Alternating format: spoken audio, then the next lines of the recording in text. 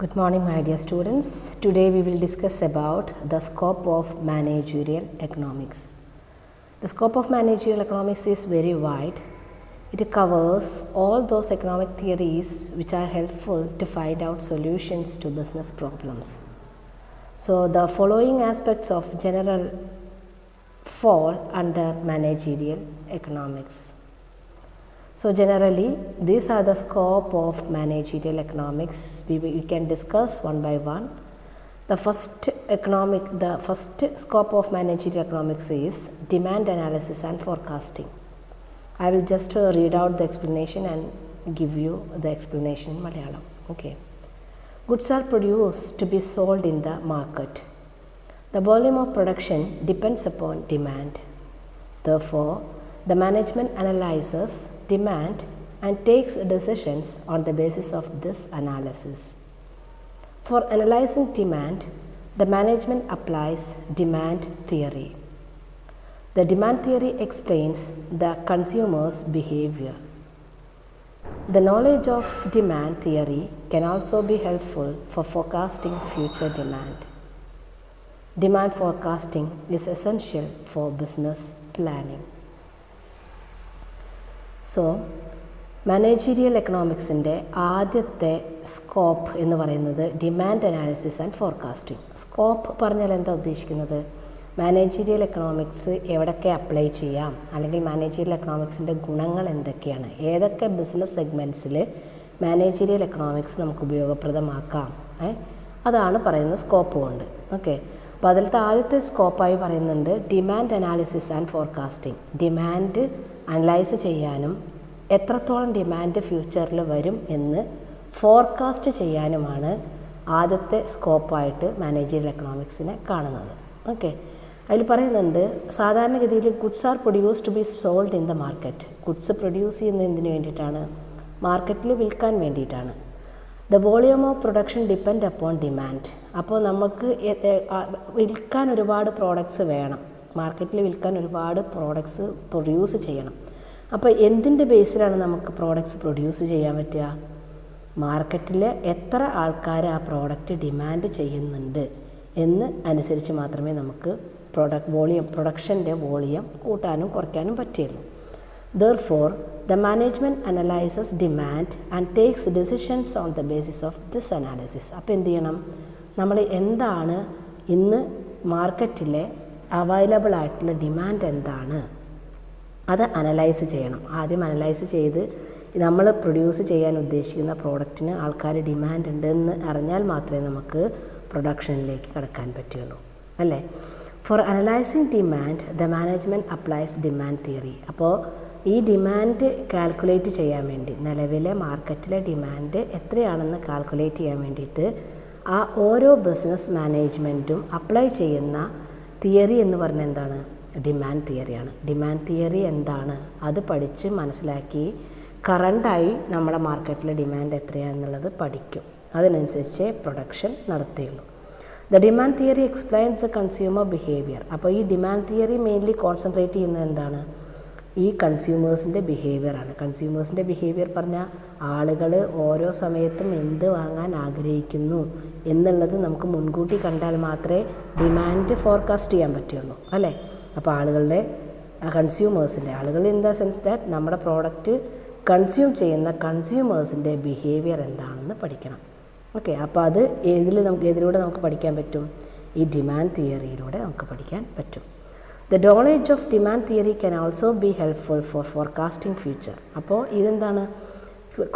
Forecasting future demand, അതായത് ഫ്യൂച്ചറിൽ എത്രത്തോളം ഡിമാൻഡ് വരുന്നുണ്ട് ഒരു പെർട്ടിക്കുലർ പ്രോഡക്റ്റിന് എന്നുള്ളത് നമുക്ക് ഇന്നത്തെ മാത്രമല്ല വരും ദിവസങ്ങളിലും എത്ര ഡിമാൻഡ് ചെയ്യപ്പെടും എന്നുള്ളത് അനലൈസ് ചെയ്യാനും ഈ തിയറി കൊണ്ട്, ഈ ഡിമാൻഡ് തിയറിയിലൂടെ നമുക്ക് സാധ്യമാവുന്നുണ്ട്.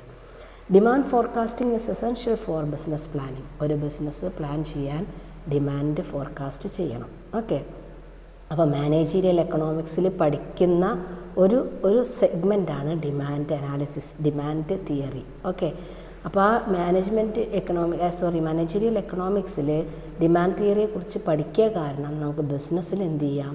നമ്മുടെ ബിസിനസ്സിൽ പ്രൊഡ്യൂസ് ചെയ്യുന്ന പ്രോഡക്ട്സിൻ്റെ ഡിമാൻഡ് നിലവിൽ എന്താണ്, ഫ്യൂച്ചറിൽ എന്താവും എന്നുള്ളത് നമുക്ക് അനലൈസ് ചെയ്ത് കണ്ടുപിടിക്കാൻ സാധ്യമാവും. അനലൈസ് ചെയ്ത് കണ്ടുപിടിച്ചാൽ എന്താ ഗുണം? അതിനനുസരിച്ച് മാത്രം നമുക്ക് പ്രോഡക്ട്സ് പ്രൊഡ്യൂസ് ചെയ്താൽ മതി. അപ്പോൾ അതിനനുസരിച്ച് മാത്രം പ്രോഡക്ട്സ് പ്രൊഡ്യൂസ് ചെയ്യുക. അതിൽ കൂടുതൽ പ്രൊഡ്യൂസ് ചെയ്താൽ എന്താണ് അതിൻ്റെ അവസ്ഥ ഉണ്ടാവുക? ബിസിനസ്സിൽ അൾട്ടിമേറ്റ് ലോസ് ഉണ്ടാവും. അപ്പോൾ നമ്മൾ ആദ്യം തന്നെ പറഞ്ഞിട്ടുണ്ട്, കുറച്ച് റിസോഴ്സ് നമ്മുടെ കയ്യിലുള്ളൂ, അത് മാക്സിമം നല്ല രീതിയിൽ ഉപയോഗപ്രദമാക്കണം. വെറുതെ പ്രൊഡ്യൂസ് ചെയ്ത് ആൾക്കാർ വാങ്ങാനില്ലാത്തൊരു സാഹചര്യത്തിൽ കൊണ്ടെത്തിക്കാനും പാടില്ല. ഓക്കെ, അതുകൊണ്ടാണ് ഡിമാൻഡ് നന്നായി ഫോർകാസ്റ്റ് ചെയ്യണം, മെറ്റീരിയൽസ് വേസ്റ്റ് ആക്കാൻ പാടില്ല എന്നുള്ള രീതിയിലാണ് ഈ തിയറീസൊക്കെ നമ്മൾ ഈ എക്കണോമിക്സ് തിയറീസ് എല്ലാം ബിസിനസ്സിൽ അപ്ലൈ ചെയ്യുന്നത്. ഓക്കെ, അപ്പോൾ മാനേജറിയൽ എക്കണോമിക്സിൻ്റെ ഫസ്റ്റ് സ്കോപ്പാണ് ഡിമാൻഡ് അനാലിസിസ് ആൻഡ് ഫോർകാസ്റ്റിംഗ്. രണ്ടാമത്തെ പറയുന്നുണ്ട് കോസ്റ്റ് ആൻഡ് പ്രൊഡക്ഷൻ അനാലിസിസ്. പിന്നെന്താ അപ്പോൾ ചെയ്യേണ്ടത്? ഡിമാൻഡ് പോലെ തന്നെ ഇമ്പോർട്ടൻ്റ് ആണ് എന്ത്? കോസ്റ്റും അതേപോലെ പ്രൊഡക്ഷൻ അനാലിസിസും. ഒന്ന് എക്സ്പ്ലനേഷൻ വായിക്കാം. As already stated, the resources or means to produce goods are scarce, but they can be put to alternative uses. The limited resources must be utilized in such a way as to obtain maximum output or to minimize total cost. For taking such decisions, theory of production and cost analysis are useful. Theory of production is also known as theory of firm. It explains the various factors which cause variation in costs. Cost analysis is useful for profit planning, cost control, and also for sound pricing practices. അപ്പോൾ cost and production അനാലിസിസിൻ്റെ എക്സ്പ്ലനേഷനാണ് വായിച്ചത്. ഇനി അതെന്താണെന്ന് പറഞ്ഞു തരാം. നമ്മൾ നേരത്തെ പറഞ്ഞിട്ടുണ്ട്, നമ്മുടെ കയ്യിൽ എന്താണ്? കുറച്ച് റിസോഴ്സസ് ഉള്ളൂ അല്ലേ? കുറച്ച് റിസോഴ്സസ് ഉണ്ട്, പക്ഷെ നമുക്ക് ഒരുപാട് ആൾക്കാരുടെ ഡിമാൻഡ്സ് മീറ്റ് ചെയ്യണം എന്ന് പറഞ്ഞു അല്ലേ? അപ്പോൾ റിസോഴ്സസ് സ്കെയർ ആണ്. അത് കാരണം നമുക്ക് എന്ത് ചെയ്യണം? കുറഞ്ഞ ചിലവിൽ കൂടുതൽ പ്രൊഡക്ഷൻ നടത്തണം. അപ്പോൾ അതിന് നമ്മൾ എന്ത് പഠിക്കണം? കോസ്റ്റും പ്രൊഡക്ഷൻ അനലൈസ് ചെയ്ത് നല്ല രീതിയിൽ അക്യുറേറ്റ് ആയിട്ട് പഠിച്ചാൽ മാത്രമേ നോൺ വേസ്റ്റേജിൽ നമുക്ക് മാക്സിമം പ്രൊഡക്ഷൻ സാധ്യമാവുകയുള്ളൂ വിത്ത് മിനിമം കോസ്റ്റ് അല്ലേ? But they can be put into alternative uses. The limited resources must be utilized in such a way as to obtain maximum output. അപ്പോൾ നമുക്ക് എന്ത് ചെയ്യണം? നമ്മുടെ കയ്യിലുള്ള മിനിമം റിസോഴ്സസ് മാക്സിമം ഔട്ട്പുട്ട് കിട്ടുന്ന രീതിയിലേക്ക് നമുക്ക് ഉപയോഗപ്പെടുത്തണം. For taking such decisions, theory of production and cost analysis are useful. അപ്പോൾ നമുക്കുള്ള കാര്യം ഏറ്റവും നന്നായി ഉപയോഗിക്കണമെങ്കിൽ എന്ത് ചെയ്യണം? ഏറ്റവും കുറഞ്ഞ കോസ്റ്റിൽ മാക്സിമം നമുക്ക് എത്ര പ്രൊഡ്യൂസ് ചെയ്യാൻ പറ്റും, നല്ല രീതിയിൽ പ്രോഡക്റ്റ്സ് എങ്ങനെ മാനുഫാക്ചർ ചെയ്യാൻ പറ്റും എന്നുള്ളത് അറിഞ്ഞാൽ മാത്രമേ, ആ കോസ്റ്റിനെ കുറിച്ചുള്ള ഒരു സ്റ്റഡി നടത്തിയാൽ മാത്രമേ നമുക്ക് അറിവാവുകയുള്ളൂ അല്ലേ? അപ്പോൾ അതാണ് പറയുന്നത്, കോസ്റ്റ് ആൻഡ് പ്രൊഡക്ഷൻ അനാലിസിസിന് നമുക്ക് ഏറ്റവും കൂടുതൽ ഹെൽപ്പ് ചെയ്യുന്നത് എന്താണ്? ഈ പറഞ്ഞ മാനേജറിയൽ എക്കണോമിക്സിൻ്റെ ഒരുപാട് തിയറീസ് നമ്മളെ ഹെൽപ്പ് ചെയ്യുന്നുണ്ട്. അപ്പോൾ മാനേജറിയൽ എക്കണോമിക്സിൻ്റെ രണ്ടാമത്തെ സ്കോപ്പാണ് ഉപയോഗം, അല്ലെങ്കിൽ എവിടെ നമുക്ക് അപ്ലൈ ചെയ്യാൻ പറ്റും മാനേജറിയൽ എക്കണോമിക്സ് എന്നുള്ളത്. നമ്മുടെ ബിസിനസ്സിൻ്റെ കോസ്റ്റ് ആൻഡ് പ്രൊഡക്ഷൻ അനാലിസിസിൽ മാനേജറിയൽ എക്കണോമിക്സ് ഉപയോഗപ്രദമായി ഉപയോഗിക്കാം എന്നാണ് പറയുന്നത്. Okay, and the third scope of managerial economics is pricing policies. Once a product is ready for sale, the firm has to fix its price. The price has to be fixed according to the conditions in the market. Pricing is a very important aspect of managerial economics. Firms' revenue earnings largely depend upon its pricing policy. The success or failure of a firm mainly depends on the correct price decisions taken by it. Price theory can be helpful in determining price policy of the firm. Price theory includes the price determination under different types of market conditions, pricing methods, price forecasting, etc. So, മൂന്നാമത്തെ സ്കോപ്പായി പറയുന്നത് pricing പോളിസീസാണ്. Okay, അതായത് നമ്മുടെ managerial economics ബിസിനസ്സിൽ എങ്ങനെ ഉപയോഗപ്പെടുത്താം?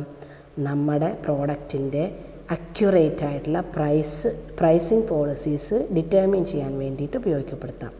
അതിൽ പറയുന്നുണ്ട്, once a product is ready for sale, the firm has to fix its price. നമ്മളൊരു നല്ല രീതിയിൽ എല്ലാ കാര്യങ്ങളും അനലൈസ് ചെയ്ത് ഒരു പ്രോഡക്റ്റ് പ്രൊഡ്യൂസ് ചെയ്ത് കഴിഞ്ഞാൽ പിന്നെ നമ്മൾ ഏറ്റവും കൂടുതൽ ശ്രദ്ധിക്കേണ്ട ഒരു ഭാഗം എന്താണ്, ആ പ്രോഡക്റ്റിന് ആപ്റ്റായിട്ടുള്ളൊരു പ്രൈസ് നമ്മൾ ഫിക്സ് ചെയ്യണം അല്ലേ. The price has to be fix according to the conditions in the market. മാർക്കറ്റിലെ പ്രസൻറ്റ് കണ്ടീഷൻ എന്താണ് അതിനനുസരിച്ച് മാത്രമേ നമുക്ക് ഒരു പ്രോഡക്റ്റിൻ്റെ വില നിശ്ചയിക്കാൻ പറ്റുള്ളൂ അല്ലേ. Pricing is a very important aspect of managerial economics. Managerial എക്കണോമിക്സിൽ ഏറ്റവും കൂടുതൽ കോൺസെൻട്രേറ്റ് ചെയ്ത് പഠിക്കുന്ന 2 ആസ്പെക്ട്സാണ് ഡിമാൻഡും പ്രൈസിങ്ങും ഒക്കെ. Okay, the success or failure of a firm mainly depend upon the correct pricing decision taken by it. അപ്പോൾ ഒരു പ്രോഡക്റ്റ് എല്ലാ രീതിയിലും നമ്മൾ സൂക്ഷിച്ച് പ്രൊഡ്യൂസ് ചെയ്താലും ചിലപ്പോൾ ഫെയിലിയർ ആവാനുള്ള കാരണം അല്ലെങ്കിൽ സക്സസ് ആവാനുള്ള കാരണം രണ്ടും നിശ്ചയിക്കുന്ന ആരാണ്, ഈ പ്രൈസ് തന്നെയാണ് അല്ലേ, നമ്മൾ ഫിക്സ് ചെയ്യുന്ന പ്രൈസ് തന്നെയാണ്. Price theory can be helpful in determining price policy of a firm. Price theory includes price determination under different types of market condition, pricing method, pricing forecasting etcetera. അപ്പോൾ ഏറ്റവും കൂടുതൽ നല്ല രീതിയിൽ ഓരോ മാർക്കറ്റ് കണ്ടീഷൻ അനുസരിച്ച് നമ്മൾ എങ്ങനെയൊക്കെയാണ് പ്രൈസിങ് ചെയ്യേണ്ടത് എന്നുള്ളത് വൃത്തിയായി നമുക്ക് പറഞ്ഞു തരുന്നുണ്ട് മാനേജീരിയൽ എക്കണോമിക്സ് എന്ന സബ്ജക്റ്റിൽ. ഓക്കെ, അപ്പോൾ നമുക്ക് പ്രൈസിങ് പോളിസീസ് അഡാപ്റ്റ് ചെയ്യാനും ബിസിനസ്സിൽ അഡാപ്റ്റ് ചെയ്യാനും ഉള്ളൊരു സ്കോപ്പ് ഈ മാനേജീരിയൽ എക്കണോമിക്സ് കൊണ്ടുണ്ട് എന്നാണ് പറയുന്നത്. Okay, the fourth one is study of market. After pricing the product, the manager has to introduce the product in the market. Markets are never constant. They go on changing. The manager should offer the products only in those markets where he will get maximum sales. Therefore, he should have a clear knowledge about the market, including the nature and degree of competition. Study of market is one of the important aspect of managerial economics.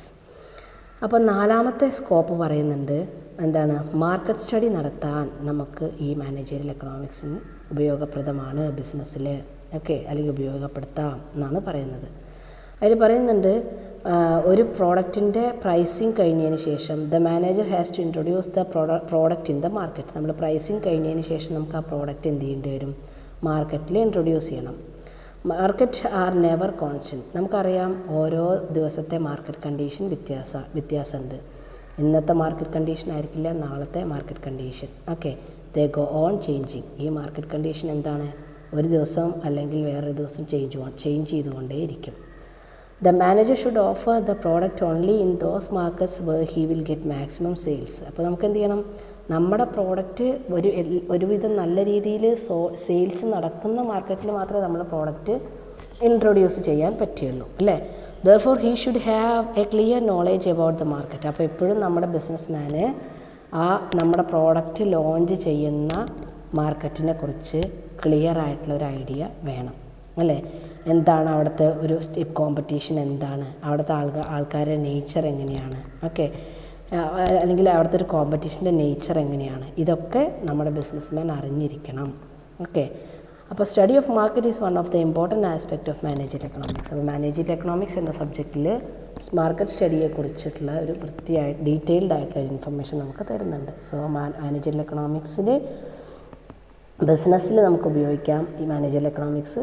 എന്തിന് വേണ്ടിയിട്ട്, നമ്മുടെ market study ചെയ്യാൻ എന്നാണ് പറയുന്നത്. Clear കട്ടായിട്ട് ഒരു market study ചെയ്യാനുള്ള എല്ലാവിധ ഗൈഡൻസും ഈ പറഞ്ഞ മാനേജറിയൽ എക്കണോമിക്സിലൂടെ നമുക്ക് കിട്ടുന്നുണ്ട്. Okay, the fifth point is profit management. The main motive of a business enterprise is to earn maximum profit. But profit is always uncertain because future cost and revenues are uncertain. Therefore, profit planning and measurement become very difficult.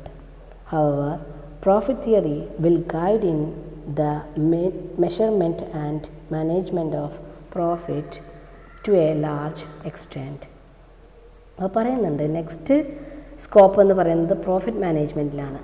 ഒരു ബിസിനസ്മാൻ്റെ ഏറ്റവും വലിയ മോഹം, സ്വപ്നം അല്ലെങ്കിൽ ഉദ്ദേശം എന്ന് പറയുന്നത് എന്താണ്, മാക്സിമം പ്രോഫിറ്റ് ഉണ്ടാക്കുക എന്നാണ്. മാക്സിമം പ്രോഫിറ്റ് ഏൺ ചെയ്യുക, ഉണ്ടാക്കുക, അത് ഏൺ ചെയ്യുക എന്നുള്ളത് തന്നെയാണ് ബിസിനസ്മാൻ്റെ ആദ്യത്തെ ലക്ഷ്യം. But profit is always uncertain because future cost and revenue are uncertain. അപ്പോൾ നമുക്ക് എപ്പോഴും നിശ്ചിത ഒരു എമൗണ്ട് മാത്രം പ്രോഫിറ്റ് കിട്ടും എന്ന് എപ്പോഴും നമുക്ക് മനസ്സിൽ വിചാരിച്ചിരിക്കാൻ കഴിയത്തില്ല. കാരണം എന്താണ്, എപ്പോഴും നമുക്ക് ഒരേ കോസ്റ്റ്, നമുക്ക് പ്രോഡക്റ്റ് പ്രൊഡ്യൂസ് ചെയ്യുന്നത് ഒരേ കോസ്റ്റിലായിരിക്കണം എന്നില്ല. നമുക്കത് വിറ്റ് കഴിഞ്ഞാൽ കിട്ടുന്ന റവന്യൂ എപ്പോഴും സെയിം ആവണമെന്നില്ല. ഇത് ഒരു കണക്കിന് പറയുകയാണെന്ന് വെച്ചാൽ നമുക്ക് അൺസർട്ടൈൻ ആണെന്ന് പറയാം. അത് കോൺസ്റ്റൻ്റ് അല്ല, അതൊന്നും നമ്മുടെ കയ്യിലല്ല. മാർക്കറ്റ് കണ്ടീഷൻ അനുസരിച്ച് അത് മാറിക്കൊണ്ടിരിക്കും എന്നാണ് പറയുന്നത്. But profit is always uncertain because future cost and revenue uncertain. Therefore profit planning and measurement become very difficult. അപ്പോൾ നമുക്ക് എന്ത് ചെയ്യണം? ഒരു പ്രോഫിറ്റ് കിട്ടിക്കഴിഞ്ഞാൽ എന്തൊക്കെ ചെയ്യണം? അപ്പോൾ ആ പ്രോഫിറ്റ് കിട്ടിക്കഴിഞ്ഞാൽ അത് മാനേജ് ചെയ്യുന്നത് എപ്പോഴും വളരെ ബുദ്ധിമുട്ടാണ്. ചിലപ്പോൾ ഉദ്ദേശിച്ച പ്രോഫിറ്റ് കിട്ടില്ല, ചിലപ്പോൾ കൂടുതൽ കിട്ടും. അപ്പോൾ അങ്ങനത്തെ ഈ രണ്ട് സിറ്റുവേഷനും മാനേജ് ചെയ്യുക എന്നുള്ളത് വളരെ ഒരു ഡിഫിക്കൽട്ട് ടാസ്ക്കാണ് ഈ പറഞ്ഞ ബിസിനസ് മാനെ സംബന്ധിച്ചിടത്തോളം, അല്ലേ? How profit theory will guide the measurement and management of profit to large extent. അപ്പോൾ പ്രോഫിറ്റ് തിയറി പറഞ്ഞിട്ടുള്ള ഒരു കോൺസെപ്റ്റ് പഠിച്ചു കഴിഞ്ഞാൽ നമുക്ക് ഈ പ്രോഫിറ്റിനെ എങ്ങനെ മാനേജ്മെൻറ്റ് ചെയ്യാൻ പറ്റും എന്നുള്ളൊരു ക്ലിയർ കട്ട് ഐഡിയ കിട്ടും. അപ്പോൾ അതും ഏതിൽ പറഞ്ഞു തരുന്നുണ്ടെന്നാണ് പറയുന്നത്? ഈ മാനേജറിയൽ എക്കണോമിക്സ് സബ്ജക്റ്റിൽ പറഞ്ഞു തരുന്നുണ്ട്. അപ്പോൾ അതാണ് സ്കോപ്പ്. പ്രോഫിറ്റ് മാനേജ്മെൻറ്റിന് ഏറ്റവും ഉത്തമമാണ് ഈ പറഞ്ഞ മാനേജറിയൽ എക്കണോമിക്സ് പഠിച്ചു കഴിഞ്ഞാൽ. അടുത്ത് പറയുന്നത് capital budgeting. Capital is the foundation of a business. Like all other inputs, capital is also a scarce factor. Hence, it is expensive. Its efficient allocation and management is one of the most important tasks of managers. The manager has to choose the most profitable investment projects. For this, he has to ascertain the return on capital to be employed. അപ്പോൾ ആറാമത്തെ important point scope എന്ന് പറയുന്നത് capital ബഡ്ജറ്റിങ്ങിന് നമ്മളെ സഹായിക്കുന്നുണ്ട് ഈ managerial economics. Capital budgeting പറഞ്ഞു കഴിഞ്ഞാൽ എന്താണ് പറയുക? എപ്പോഴും നമ്മളൊരു ബിസിനസ് സ്റ്റാർട്ട് ചെയ്യുമ്പോൾ ആദ്യം അതിലിറക്കുന്ന ക്യാഷാണ് ക്യാപിറ്റൽ, അല്ലേ? അതാണ് അതിൻ്റെ ഒരു ബിസിനസ്സിൻ്റെ ഫൗണ്ടേഷൻ എന്ന് പറയാം, അല്ലേ? Like all other inputs capital is also scare factor. നമ്മൾ എന്ത് കാര്യങ്ങളും ബിസിനസ്സിൽ ഇറക്കിയാലും എല്ലാം സ്കെയർ ആണ്. നമ്മുടെ കയ്യിൽ പ്ലെൻറ്റി ആരുടെ കയ്യിലുണ്ടാവില്ല, അല്ലേ? അപ്പോൾ ക്യാപിറ്റൽ അതുപോലെ ഒരു സ്കെയർ ഫാക്ടറാണ്, കുറച്ചേ കയ്യിലുണ്ടാവത്തുള്ളൂ. Hence it is expensive. അത് കാരണം അത് വളരെ എക്സ്പെൻസീവാണ്. ക്യാപിറ്റലും നമ്മൾ വളരെ സൂക്ഷിച്ച് മാത്രമേ കൈകാര്യം ചെയ്യാൻ പറ്റുള്ളൂ. It's efficient location and management is one of the most important task of manager. അപ്പോൾ ഒരു മാനേജറിൻ്റെ ഏറ്റവും വലിയ ബുദ്ധിമുട്ടായിട്ടുള്ള ആദ്യത്തെ പണി എന്ന് പറയുന്നത് എന്താണ്? ക്യാപിറ്റൽ നന്നായിട്ട് ഉപയോഗിക്കുക, അതിൻ്റെ മാനേജ്മെൻറ്റും അതിൻ്റെ എഫിഷ്യൻ്റായിട്ടുള്ള യൂട്ടിലൈസേഷനുമാണ്. Okay. The manager has to choose the most profitable investment projects. ഏറ്റവും പ്രോഫിറ്റബിൾ ആയിട്ടുള്ള കാര്യങ്ങളിൽ മാത്രമേ ഈ ക്യാപിറ്റൽ ഇൻവെസ്റ്റ് ചെയ്യാവൂ. അതിനെക്കുറിച്ചുള്ള പൂർണ്ണ ധാരണ ആർക്ക് വേണം? ഈ മാനേജർക്ക് വേണം. അപ്പോൾ ഹൈലി റിസ്ക്കി ആയിട്ടുള്ള കാര്യങ്ങളിൽ നമ്മൾ ഇൻവെസ്റ്റ് ചെയ്ത് കഴിഞ്ഞാൽ അത് നമുക്കെന്താണ്? പ്രോഫിറ്റിന് പകരം ലോസ്, ഇർറിക്കവറബിൾ ലോസ് ചിലപ്പോൾ വരും. നമുക്ക് റിക്കവർ ചെയ്യാൻ പറ്റാത്ത തരത്തിലുള്ള ലോസസ് വരും. For this he has to ascertain the return on capital to be employed. അപ്പോൾ നമ്മൾ എവിടെയൊക്കെ ക്യാപിറ്റൽ ഇൻവെസ്റ്റ് ചെയ്യണം, എത്ര റിട്ടേൺ കിട്ടും, എവിടെയൊക്കെ ഇൻവെസ്റ്റ് ചെയ്ത് കഴിഞ്ഞാൽ നഷ്ടത്തിലാവും എന്നുള്ളതിനെക്കുറിച്ച് പൂർണ്ണ ബോധ്യം വേണം മാനേജർക്ക്. സോ ഈ പറഞ്ഞ ക്യാപിറ്റൽ ബഡ്ജറ്റിങ്ങിലും നമ്മൾ മാനേജറിയൽ എക്കണോമിക്സിൻ്റെ ഒരു സ്കോപ്പാണ്. ഓക്കെ.